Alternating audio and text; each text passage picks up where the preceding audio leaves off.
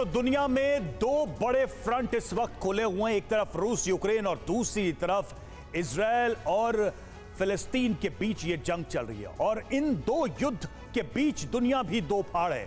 दो महाशक्तियां हमेशा आमने सामने रही, लेकिन कुछ स्थिति बदलती नजर आ रही है और एक महामुलाकात भी इस महायुद्ध के दौर में हो रही है। जी हां, दो महायुद्ध, एक महामुलाकात विश्व युद्ध 3 की क्या ये है शुरुआत? करेंगे इस पर चर्चा, करेंगे इस पर विस्तार से बातचीत, जंग के मैदान से सारी रिपोर्ट्स भी आपके सामने रखेंगे। मैं हूं रवि मिश्रा, मेरे साथ हैं करुणा शंकर शर्मा, हमारे मेहमान भी हमारे साथ जुड़ेंगे। लेकिन सबसे पहले एक अहम खबर के साथ शुरुआत करते हैं। आज दुनिया की नजर अमेरिका के सैन फ्रांसिस्को में होने वाली महामुलाकात पर है। दो महायुद्ध के बीच अमेरिकी राष्ट्रपति जो बाइडेन और चीनी राष्ट्रपति शी जिनपिंग की मुलाकात होनी है। आज सुबह करीब 4:30 बजे चीनी राष्ट्रपति शी जिनपिंग अमेरिकी शहर सैन फ्रांसिस्को पहुंचे। इसके कुछ देर बाद ही अमेरिकी राष्ट्रपति का विमान भी सैन फ्रांसिस्को में उतरा।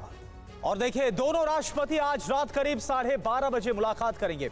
अब सवाल ये उठता है इस मुलाकात को लेकर कि इस मुलाकात का दुनिया पर क्या असर होगा।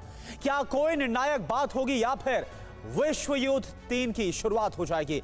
हमारे खास मेहमान भी हमारे साथ जुड़े रहेंगे, हमारे स्टूडियो मौजूद हैं। लेकिन जिनपिंग बाइडेन के प्लान से पहले ही नेतन्याहू ने गाजा में बड़ा एक्शन शुरू कर दिया है। इस खबर का हम रुख करेंगे और इस खबर की तरफ हम जाएं इससे पहले हमारे साथ जो खास मेहमान मौजूद हैं उनका तारुफ आपसे करा दें। Air vice marshal O P Tiwari sir as a defence expert हमारे साथ मौजूद हैं और ब्रिगेडियर शरदेंदु सर इस वक्त हमारे साथ एज अ डिफेंस एक्सपर्ट मौजूद हैं। सर, आप दोनों का हम रुख करेंगे। आप दोनों का बहुत बहुत स्वागत है हमारे इस खास कार्यक्रम में। लेकिन बड़ी खबर जो आ रही है गाजा से वो आपको बता दें। एक इजरायली, जो पहली बड़ी खबर है, इजरायली फोर्स ने गाजा के अल शिफा अस्पताल को चारों तरफ से घेर लिया है और उसके बाद वहां पर एक्शन तेज कर दिया गया। यह इस वक्त की पहली बड़ी खबर। दूसरी बड़ी खबर का रुख करते हैं। इजरायली फोर्स को हॉस्पिटल में हमास लड़ाकों का ठिकाना होने की खबर मिली। इसके बाद उन्होंने वहां चेतावनी के बाद एक्शन शुरू कर दिया, कार्रवाई शुरू कर दी। और तीसरी बड़ी खबर, ऐसी खबर आ रही है कि हमास ने अस्पतालों में बंधकों को कैद करके रखा हुआ है। ये जानकारी सामने आ रही है और इसके बाद आईडीएफ का अस्पताल के अंदर बड़ा एक्शन, अल शिफा अस्पताल। तो इन तीन बड़ी खबरों पर चर्चा भी करेंगे, रिपोर्ट्स भी दिखाएंगे, तस्वीरें आप तक पहुंचाएंगे। लेकिन शुरुआत आईडीएफ के बड़े एक्शन से जुड़ी खबर के साथ। गाजा के अल शिफा अस्पताल में एक्शन। अस्पताल के भीतर घुसी इजरायली सेना, सरेंडर की चेतावनी के बाद शुरू की कार्रवाई। अस्पताल में बंधकों के होने की खबर, हमास के ठिकाने की तलाश जारी। तस्वीरें आप देखिए इस कार्रवाई के बाद, जो अंदर की तस्वीरें सामने आई हैं। मरीज हैं यहां पर, आप देख सकते हैं। फायरिंग भी हुई और हॉस्पिटल को खाली करने की चेतावनी जरूर दी गई थी आईडीएफ की तरफ से, लेकिन बहुत सारे मरीज यहां पर थे जो कहीं नहीं जा सकते थे। तो एक तरफ मरीज वहां हैं, वहीं दूसरी तरफ गोलीबारी की भी खबरें अल शिफा हॉस्पिटल में आई। इसको लेकर हमास ने भी रिएक्ट किया, वो भी आगे हम आपको बताएंगे कि हमास ने आखिर क्या कहा इस हमले के बाद से, इस कार्रवाई के बाद से। लेकिन लंबे समय तक अल शिफा हॉस्पिटल को घेर कर रखा था आईडीएफ ने और आज आईडीएफ ने इस हॉस्पिटल में एंट्री कर दी है। इजराइल की तरफ से दावे अलग हैं, हमास की तरफ से दावे अलग हैं। दोनों दावों को भी आपके सामने हम रखेंगे कि आखिर अल शिफा हॉस्पिटल को लेकर दोनों तरफ से क्या कहा जा रहा है। और देखिए, बड़ी खबर आपको इसी को लेकर बताएं, जो अल शिफा में ऑपरेशन शुरू किया गया है। अल शिफा अस्पताल में फायरिंग हुई है, आईडीएफ की रेड के दौरान फायरिंग हुई है मरीजों के बीच। उसके बाद अफरा तफरी मच गई, मरीज वहां से भागे, हालांकि जो नहीं जा सकते थे वहीं पर मरीज नजर आ रहे हैं अस्पताल के अंदर। चेतावनी के बावजूद कुछ लोग अंदर ही मौजूद हैं, खून बिखरा हुआ भी आपको नजर आ रहा होगा।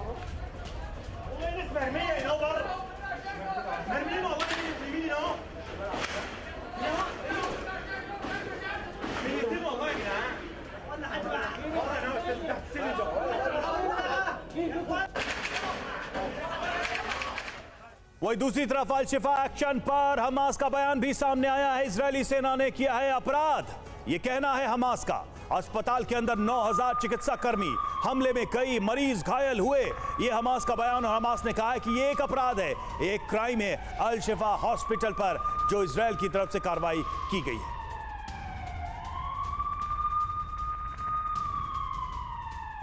और एक और बड़ी खबर, गाजा में आईडीएफ की हमास को बड़ी चेतावनी, हमले से पहले आत्मसमर्पण की वार्निंग दी गई है। फ्लेयर्स छोड़ा गया और सरेंडर का दबाव बनाया गया। ये तस्वीरें आप देखिए, अल शिफा अस्पताल के पास आग भी लगाई है।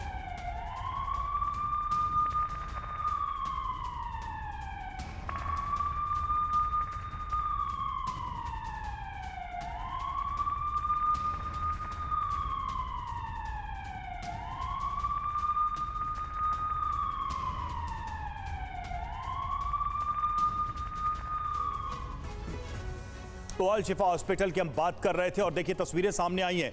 मेरे पीछे भी आप वो तस्वीरें आप देख सकते हैं, बिग वॉल पर किस तरीके से अल शिफा हॉस्पिटल पर छापा मारा गया। यहां पर मरीज मौजूद थे, उनको निकालने की कोशिश की गई। बहुत सारे दावे आईडीएफ ने किए हैं इस कार्रवाई के बाद से। यह भी कहा कि इसमें हमास का सेंटर था और इसमें हमास के हेडक्वार्टर की तरह इसको इस्तेमाल किया जा रहा था, इस वजह से यह कार्रवाई करनी पड़ी। और यहां पर आप देखिए कैसे जो लोग अस्पताल के अंदर मौजूद थे वो खुद को बचाते नजर आए। दरवाजे के पीछे छिप गए लोग, क्योंकि यहां पर फायरिंग हो रही थी। इस फायरिंग से खुद को बचाना था। चारों तरफ यहां पर आपको फायरिंग के बाद जो मलबा है वो बिखरा हुआ आपको नजर आ रहा है। मेडिकल इक्विपमेंट्स आपको नजर आ रहे हैं। अस्पताल के अंदर जो फायरिंग हुई उसके बाद अल शिफा अस्पताल, जो कि एक सबसे बड़ा अस्पताल है गाजा का, वहां का क्या हाल है। लोग जान बचाने के लिए कैसे कहीं ना कहीं शेल्टर लेते। ये देखिए, ये शख्स आपको भागता नजर आ रहा है। अंदर भी कुछ लोग मौजूद हैं और ये लोग वहां से कैसे भागे हैं ये देखिए, आपको हम तस्वीर दिखा रहे हैं। हालांकि जो मरीज थे, गंभीर हालत में थे, वो कहीं जा नहीं सकते थे और वो अंदर ही मौजूद रहे। बिल्कुल करुणा, तो मरीजों पर एक संकट की स्थिति इस एक्शन की वजह से जो अल शिफा हॉस्पिटल में एक्शन लिया गया है। एक बार फिर से इन तस्वीरों पर गौर करिए। ये देखिए, स्ट्रेचर्स पलटे हुए हैं, नीचे शीशे टूटे हुए हैं। ये देखिए, ये जो हम एरो के जरिए आपको दिखा रहे हैं, ये जो कार्रवाई हुई, ये जो एक्शन हुआ, उसके बाद ये हालात पैदा हुए। तब हॉस्पिटल में मरीज भी मौजूद थे और यही दावा हमास की तरफ से किया जा रहा है। करीब 9000 लोग मौजूद थे। अब कौन कौन से मौजूद थे? आईडीएफ का कहना है कि इस अस्पताल की आड़ में हमास के लड़ाके मौजूद थे। वही दूसरी तरफ हमास का कहना है कि इसमें शरणार्थी मौजूद थे, मरीज मौजूद थे, मेडिकल स्टाफ मौजूद थे। तो ये सारी बातें, ये सारे दावे किए जा रहे। एक बार फिर से जल्दी से देखिए, ये 4 तस्वीरें हम आपके सामने रखने जा रहे हैं। मरीजों पर आफत, इस कार्रवाई के बाद से जान बचाते हुए भागते हुए लोग। ये देखिए, छुपे हुए हैं लोग और किसी तरीके से इस ओट में छिपकर गोलियां जो चल रही है उससे बचने की कोशिश कर रहे हैं। दूसरी तरफ फायरिंग में जबरदस्त नुकसान हुआ हॉस्पिटल को, ये तबाही नजर आ रही होगी आपको। और फ्लेयर से पहले ही चेतावनी आईडीएफ ने दी थी कि हॉस्पिटल को खाली किया जाए, क्योंकि आईडीएफ का एक्शन शुरू होने वाला है। और चले अल शिफा अस्पताल के अंदर जो ऑपरेशन चल रहा है आईडीएफ का, इजरायली डिफेंस फोर्स का, यह आपको बताएं।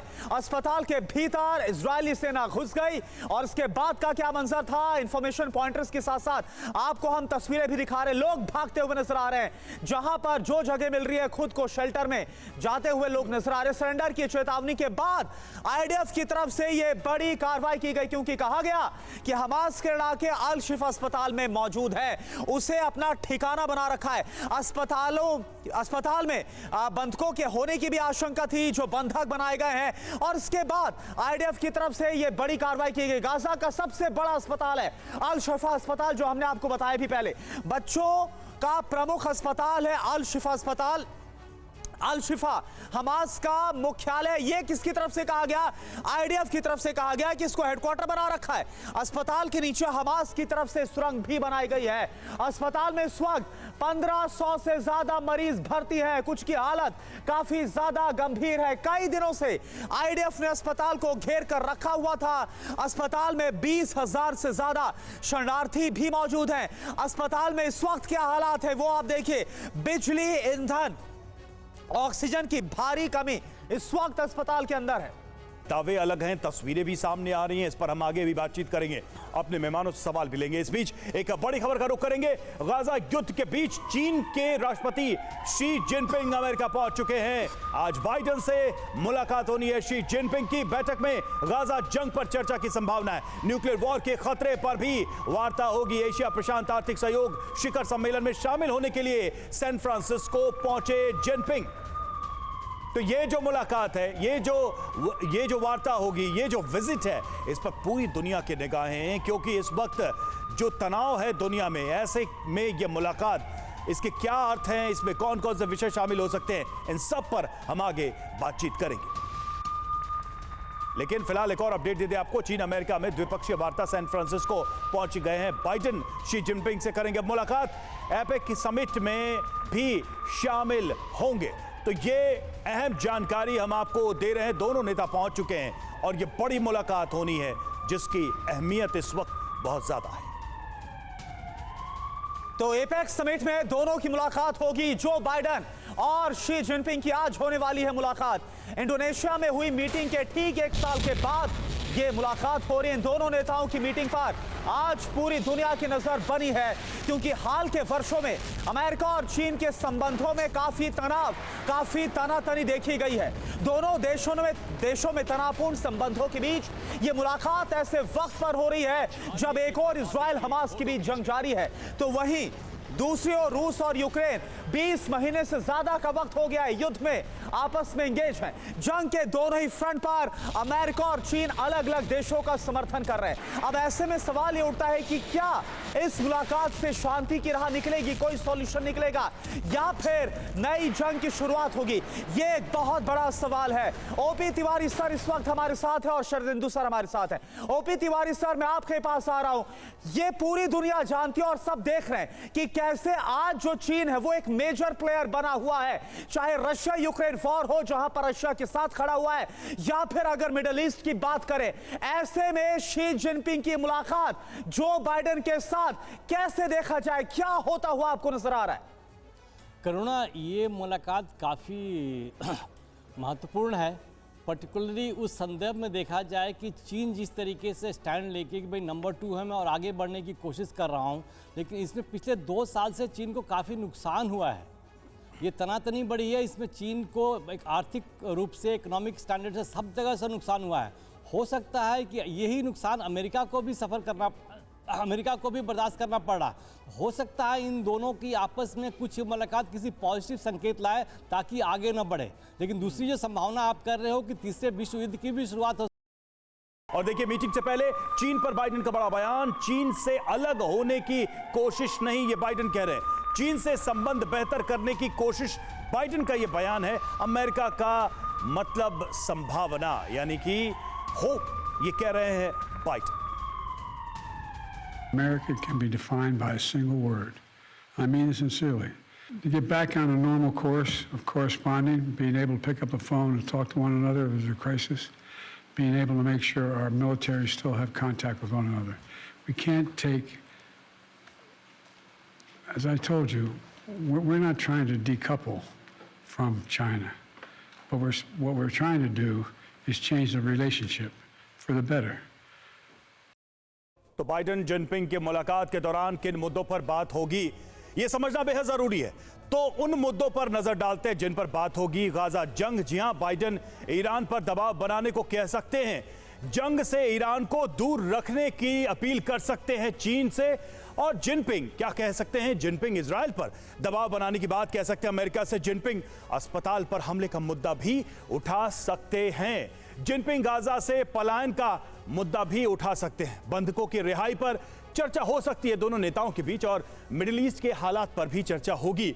जरूरी बातें क्या हैं, इस पर भी गौर कर ले। अगर एशिया प्रशांत आर्थिक सहयोग शिखर सम्मेलन से अलग मुलाकात बाइडेन और जिनपिंग के बीच यूक्रेन युद्ध पर भी चर्चा संभव हो सकती है। अमेरिका और चीन के बीच जासूसी गुब्बारे पर जो तनाव बढ़ा था उस पर भी बातें हो सकती हैं, और ये जरूरी बातें हैं जो पिछले दिनों दोनों देशों के बीच तनाव का कारण बनी थी। ब्रिगेडियर शरदेंदु, मुझे याद आ रहा है कि बाइडेन ने गाजा वॉर को लेकर एक बड़ी बात कही थी और कहा था कहीं इसमें चीन का हाथ तो नहीं, बेल्ट एंड रोड प्रोजेक्ट कहीं ठप पड़ जाए, और जो G20 से भारत से जुड़ा, मध्य एशिया से जुड़ा बड़ा प्रोजेक्ट था उसको बाधित करने का यह प्रयास तो नहीं है। तो युद्ध से पहले एक आरोप लगा रहे थे और अब आमने सामने की मुलाकात है। आप क्या मानते हैं, क्या वो विषय भी दोबारा उठाएंगे बाइडेन, या फिर अभी सिर्फ और सिर्फ सहयोग, दोस्ती और जटिल मुद्दों को सुलझाने की ही बात होगी? देखिए, ये दोनों हेड ऑफ स्टेट की मीटिंग बहुत ही अहम है, और मैं मानता हूँ कि जब दो हेड ऑफ स्टेट चाइना और अमेरिका मिलते हैं तो ये एक बहुत वाइड कैनवास पे बात करते हैं। जो मुद्दे उभर के सामने आ रहे हैं, मेरा मानना है आज की डेट में इजराइल और हमास युद्ध तो सबसे प्राइम इंपॉर्टेंस है ही है, लेकिन इसके साथ कई सामरिक इशू पे भी बात होगी, जैसे कि रशिया और यूक्रेन वॉर, चाइना और ताइवान के इशू, इंडो पैसिफिक इशू, और सबसे अहम मुद्दा जो उठता है वो इकोनॉमिक्स का है, जो आपका ट्रेड है, कॉमर्स है। मिडिल ईस्ट में जैसे ही चाइना ने अपने पहुंचनी शुरू हुई, वैसे ही ये वार हो गया। उसको एक बहुत बड़ा सेटबैक लगा है। उसके मिलिट्री बेस, उसका जो नेवल बेस जो नॉर्थ अफ्रीका में, डिजिबोती में है, जिससे वो रेड सी पे समहाउ कंट्रोल करना चाहता है, वो उसका इशू है। देखिए, विश्व आज की डेट में काफी हद तक चाइना के इनपुट पे डिपेंडेंट है, जो कि कॉमर्शियल एंगल रखता है। तो इस पे भी बात होगी और बाइडेन एक प्रेशर जरूर बनाना चाहेंगे जिनपिंग पे, जिससे कि इस समस्या का समाधान हो। अगर ईरान को किसी तरीके से चाइना प्रेशराइज कर सकता है तो उस पर भी बात होगी। वो एक इनपुट को खत्म करना चाहते हैं मिडिल ईस्ट से।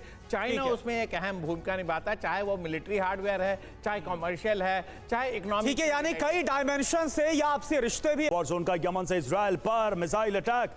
हूती ने इलेट शहर पर दागी मिसाइलें, तो हूती जो लड़ाके हैं उनकी तरफ से भी लगातार हमले हो रहे हैं इजराइल के ऊपर। इजराइल पर मिसाइलों से अटैक किया गया है, यमन से ये हमले किए गए।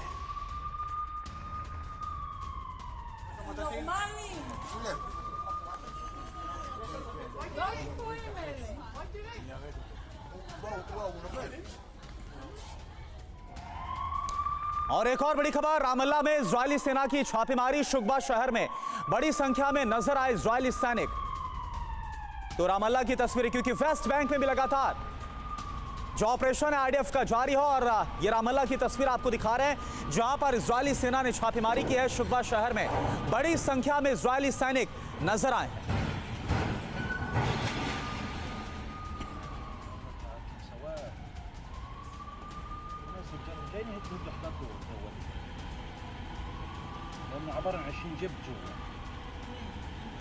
तो ये रामल्ला की तस्वीर आपके सामने है। एक तरफ गाजा पट्टी में आईडीएफ का जो ग्राउंड इन्वेजन है, ग्राउंड ऑपरेशन है, वो लगातार आगे बढ़ रहा है। वहीं वेस्ट बैंक की बात की जाए तो वेस्ट बैंक में भी जो हमास के समर्थक है, हमास के लड़ाके, क्योंकि यहाँ पर ही बड़ी संख्या में हमास ने ठिकाना बना रखा है वेस्ट बैंक में, चुन चुन कर सभी को तबाह किया जा रहा है, हमास के लड़ाकों का खात्मा किया जा रहा है। इस वक्त ये शुगबा की तस्वीरें हैं रामल्ला की। ये देखिए, आपको तस्वीरों में जो आईडीएफ की सेना है वो नजर आ रही, इजरायली डिफेंस फोर्स आपको नजर आ रही है। और एक तरफ क्योंकि लगातार ये मुद्दा बना हुआ है, एक तरफ आज महामुलाकात होने वाली शी जिनपिंग की और जो बाइडेन की, और उसके पहले किस तरह से इजरायल का ऑपरेशन और ज्यादा तेज हो गया, ये तस्वीरें बयां कर रही हैं।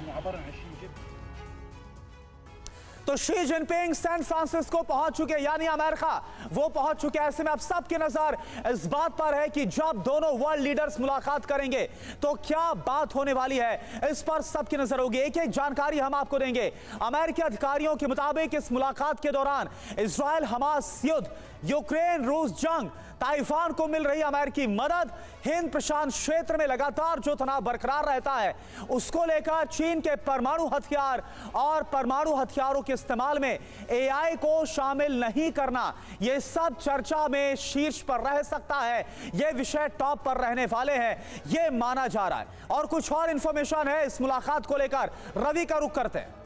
बिल्कुल, दक्षिण चीन सागर पर चीन के दावे से अमेरिका बेहद नाराज है। ये दोनों के बीच टेंशन का बड़ा सेंटर है, बड़ा सब्जेक्ट है। चीन इसी इलाके में युद्धाभ्यास कर रहा है और ये बहुत स्वाभाविक है कि तनाव इसमें बढ़ेगा ही। देखिए, चीन की बात करें, बड़े युद्धाभ्यास की तैयारी, और 14 से 18 नवंबर को सैन्य अभ्यास यहां चीन करने वाला है।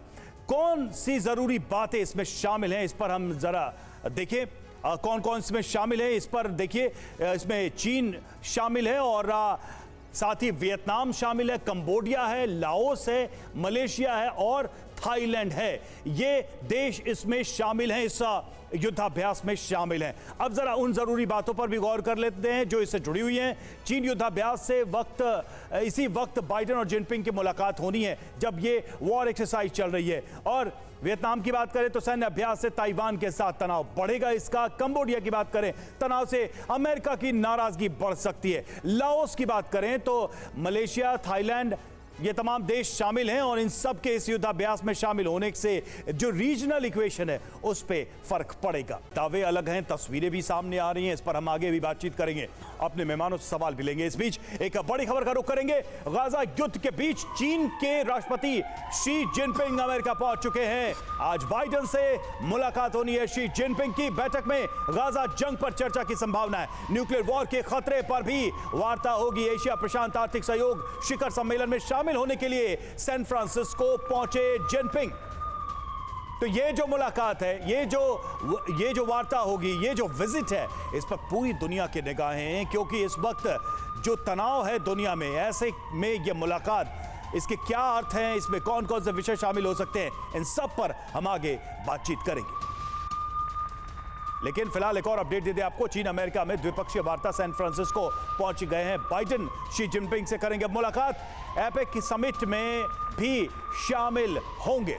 तो ये अहम जानकारी हम आपको दे रहे हैं। दोनों नेता पहुंच चुके हैं और ये बड़ी मुलाकात होनी है जिसकी अहमियत इस वक्त बहुत ज्यादा है।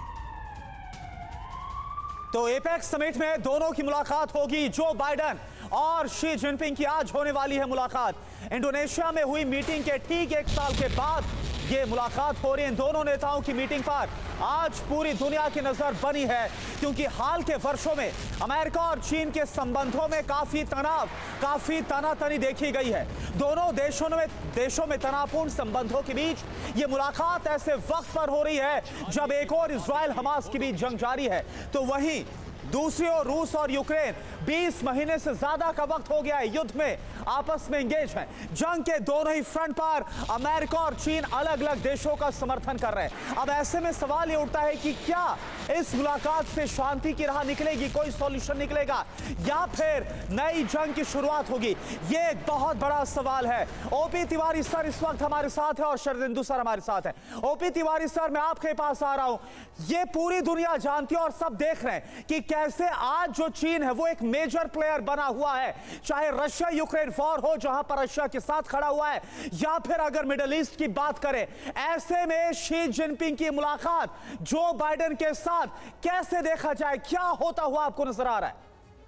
करुणा, ये मुलाकात काफ़ी महत्वपूर्ण है, पर्टिकुलरली उस संदर्भ में देखा जाए कि चीन जिस तरीके से स्टैंड लेके कि भाई नंबर 2 है मैं और आगे बढ़ने की कोशिश कर रहा हूँ, लेकिन इसमें पिछले 2 साल से चीन को काफ़ी नुकसान हुआ है। ये तनातनी बढ़ी है, इसमें चीन को एक आर्थिक रूप से, इकोनॉमिक स्टैंडर्ड से, सब जगह से नुकसान हुआ है। हो सकता है कि यही नुकसान अमेरिका को भी बर्दाश्त करना पड़ रहा। हो सकता है इन दोनों की आपस में कुछ मुलाकात किसी पॉजिटिव संकेत लाए ताकि आगे न बढ़े। लेकिन दूसरी जो संभावना आप कर रहे हो कि तीसरे विश्व युद्ध की भी शुरुआत हो सकती है, इसको भी नकारा नहीं जा सकता। तनाव और बढ़ सकता है, मतलब शुरुआत तो कर नहीं होगी लेकिन तनाव जरूर बढ़ सकता है। लेकिन जहां तक ये लग रहा है कि तनाव कम करने की कोशिश कर जाएगी, क्योंकि दोनों नेताओं को अपने देश की आर्थिक स्थिति और आंतरिक उसकी चिंता है। इस चक्कर में हो सकता है कि ये मुलाकात इसीलिए में हो कि हमारा जो टेंशन चल रहा है वो थोड़ा कम किया जाए और इसका प्रभाव कम हो। लेकिन सवाल यही है कि ये जो लक्ष्य है तनाव कम करने का, क्या इसे हासिल कर पाएंगे दोनों नेता? एक तरफ व्हाइट हाउस के सामने प्रोटेस्ट की तस्वीरें हमने आपको दिखाई, और वहीं जो बाइडेन और जिनपिंग की मुलाकात से पहले सैन फ्रांसिस्को में भी प्रदर्शन हो रहा है। फिलिस्तीन समर्थकों ने यहां पर प्रदर्शन किया है। फिलिस्तीन के समर्थन में आवाज को बुलंद करते हुए नजर आ रहे हैं प्रदर्शनकारी। गाजा में युद्ध विराम की मांग को लेकर प्रदर्शन किया गया है। तो ऐसे वक्त में जब आज करीब 15 घंटे के बाद जो बाइडेन और शी जिनपिंग की ये मुलाकात होने वाली है, जो लोग इस वक्त फिलिस्तीन के समर्थक में खड़े हुए हैं, जो उनके समर्थक हैं, उनकी तरफ से ये मांग है और उनके पास ये मौका है कि कैसे इस मुलाकात से पहले इस संदेश को कन्वे कराया जाए ताकि युद्ध विराम, सीज फायर हो पाए। और इस वक्त हमारे साथ ओपी तिवारी सर भी है। ओपी तिवारी सर, क्या कुछ ऐसा लग रहा है, क्योंकि मैं बात इन्हीं तस्वीरों पर करता हूं, क्या इस मुलाकात के बाद कुछ ऐसा हो सकता है? क्योंकि जो बाइडेन से लेकर यूरोपीय कंट्रीज, फ्रांस, सभी इस पर चिंता जाहिर कर चुके हैं कि जो हो रहा है इजराइल की तरफ से, जो आम गाजावासी मारे जा रहे हैं, वो सरासर गलत है। क्या सीज फायर को लेकर, युद्ध विराम को लेकर कोई सॉल्यूशन निकल सकता है इस मुलाकात में? करुणा, देखिए, युद्ध विराम तो इसको नहीं कह सकते, बिकॉज ये युद्ध नहीं है, ये तो आतंकवाद के खिलाफ उनका ऑपरेशन है, युद्ध भी कहा जा सकता है। लेकिन इसमें अगर थोड़ा और देशों का ये दबाव आए हमास के ऊपर कि जितने युद्धबंदी इन्होंने इजराइल के या दूसरे देश के पकड़ रखे हैं उनको रिलीज करें, उसके बाद इजराइल के ऊपर ये दबाव डालें कि ये जो ऑपरेशन कर रहा है, जो जिसमें कि नॉर्मल जनता और बच्चे मारे जा रहे हैं, उसको रोका जा सकता है। लेकिन इस तरह की अप्रोच कुछ दिखाई नहीं पड़ रही है, बिकॉज एक ही चीज़ है जिससे थोड़ा बहुत इजराइल को पीछे हटाया जा सकता है और समझाया जा सकता है जब उसके सारे युद्ध बंधक रिलीज हो जाए। प्लस ये जो इजराइल की जो लड़ाई है ये सर्वाइवल की लड़ाई है, ये कोई युद्ध जीतने के लिए नहीं लड़ रहे हैं, वो लड़ रहे हैं कि ताकि हमारी सर्वाइवल है, जो एग्जिस्टेंस है वो बनी रहे, इसके लिए तो वो अब हर कदम उठाएगा। बीच में उसने हमास गाजा को डेवलप करने के लिए, हमास को डेवलप करने के लिए काफ़ी अच्छे कदम उठाए थे, लेकिन ये उसका उल्टा प्रभाव पड़ा। ये जितने फंड्स उनको मिले उसका कुछ अलग तरीके सप्लाई करके उन्होंने किया। तो ये रुकाव जो है, ये रुकाव तो जनता जो है ये प्रभाव काफी पड़ रहा है कि नॉर्मल बच्चे अस्पताल से लोग मारे जा रहे हैं, तो इसको ठीक है, बिल्कुल आवश्यक है। सर देखिए, लौटे इस बीच एक और ब्रेकिंग न्यूज, गाजा में एयर स्ट्राइक से तबाही, आईडीएफ के फाइटर जेट ने की बमबारी, हमास ठिकानों पर जोरदार हमला, हमास को बड़े नुकसान का दावा।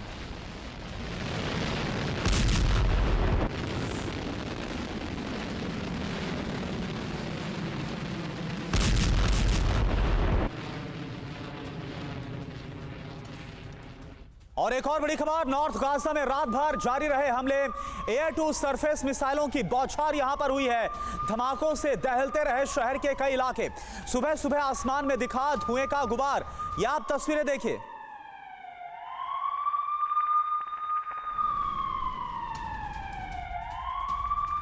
और नॉर्थ गाजा में विनाशकारी हमले, इजरायली वायुसेना की भीषण स्ट्राइक, फाइटर जेट से ताबड़तोड़ बमबारी, आईडीएफ के विस्फोटक हमले से भारी तबाही।